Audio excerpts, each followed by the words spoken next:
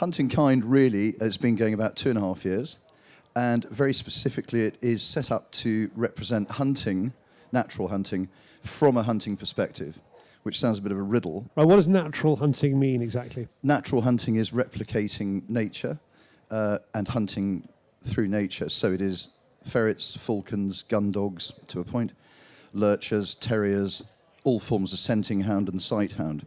So it's really everything that the Americans would call hunting, minus the fishing and the shooting, because they represent. And minus the guns, in a way. I mean, you most of the time you're using an animal to catch an animal. That's or exactly a bird right. to catch an animal. Exactly right. So we're trying to promote the sports or the activities that replicate nature. So now, I don't know if you spotted this, but there are people who've been banning this kind of thing. Have you noticed in the last 20 it years or so? doesn't seem to have had the wild take-up of excitement that hunting gives me, that's for sure. No, it's something that's very contentious. Some people use the word toxic. Even within our own community of sporting people, hunting is looked at as the sick aunt in the equation that is quite easily thrown to the dogs to be the buffer for other activities, which is perfectly understandable if you're one of those activities, rather upsetting if you are the one that's being pushed in front of the crowd. Right, Ed, you're running Hunting Kind. Ronan, what's your connection with this? How does this work with you? I care passionately about natural hunting. And I feel that the sort of campaign for hunting to keep hunting has been mismanaged.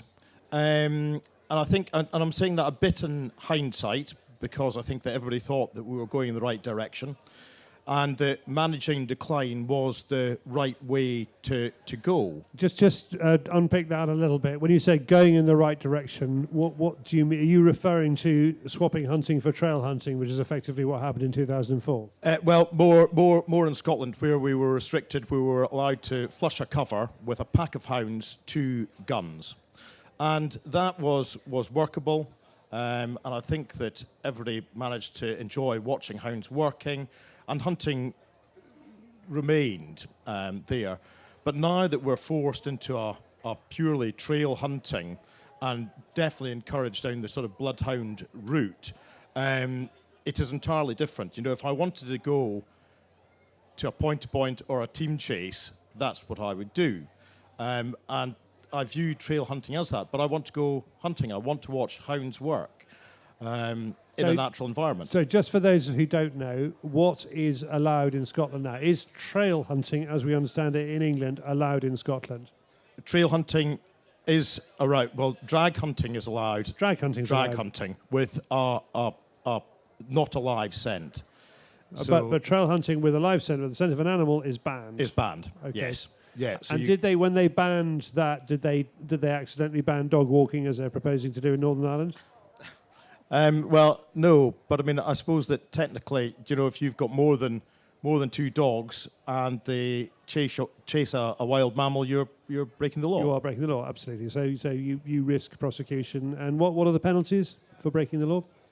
Now, off the top of my head, I don't know, but I mean, they've certainly got a lot stricter. I think it's like 5,000 quid fine. 5,000 and 6 months, isn't it? Usually? Yeah, and 6 months in prison. Yeah, so that's right.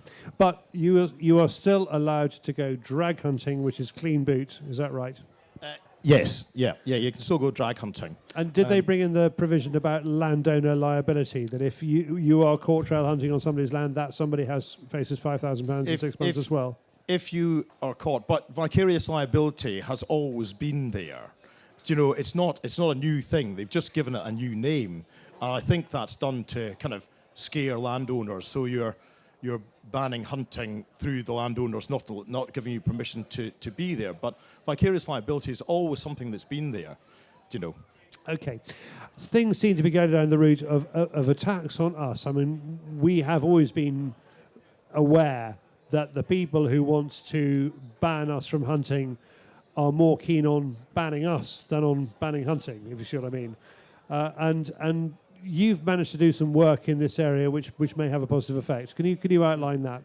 The attack on hunting and the anti-hunting lobby, let's say by the animal rights extremist movement, has effectively been a person-on-person conflict using the excuse of animal welfare. It's nothing to do with animal welfare, it's just people against people. And therefore, the work we've been doing is in the legal space under the Equality Act 2010, and no work has been done to protect hunting or the minority group of people that partake in it, like us, since that act has been created. There was some work done before in 2007 by the Countryside Alliance. That law has now changed. It's now 2010 Equality Act. And so I've spent 3 years writing a submission, getting it peer-reviewed and getting it put in front of leading counsel, Human Rights, Silk, who sits on the Council of the European Court of Human Rights.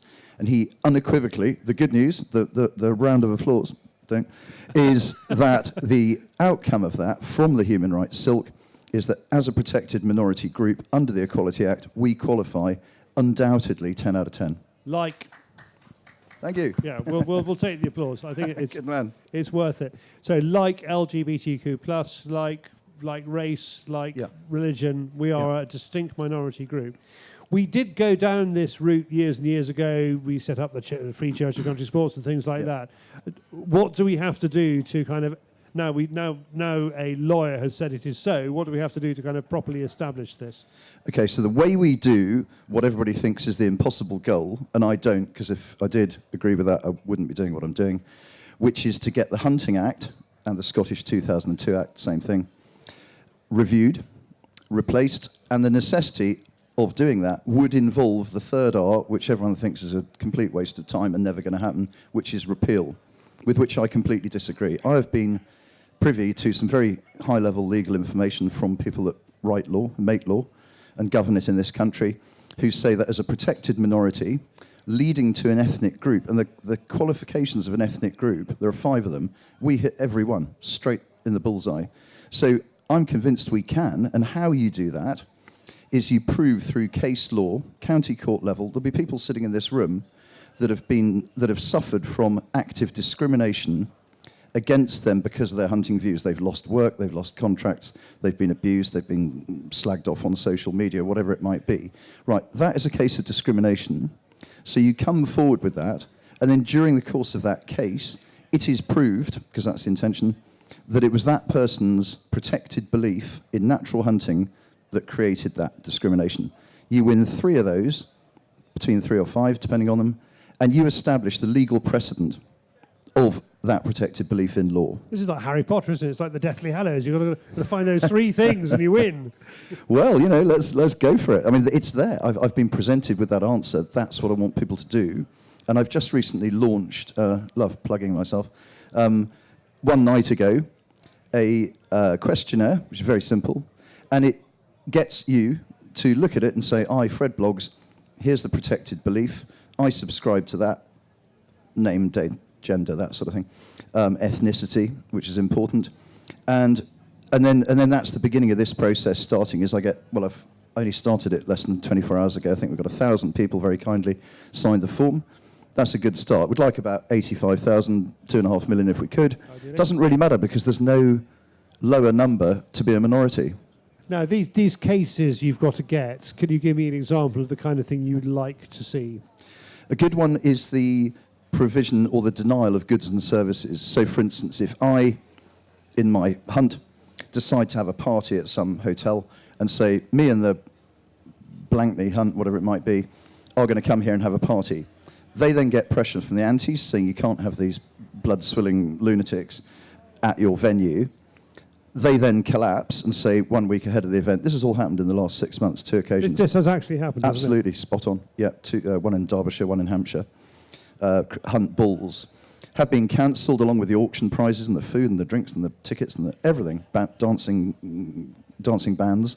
And so that is a denial of a good or service that you should be entitled to, but you're being denied it because you are in that minority. That's a case of discrimination. So that you can use that. You'll be delighted to know that there's an anti-hunting organisation that set up a thing called bloodbusiness.org, which lists, it's created a list. I think Mao did that and Stalin did it as well, but they're doing it too.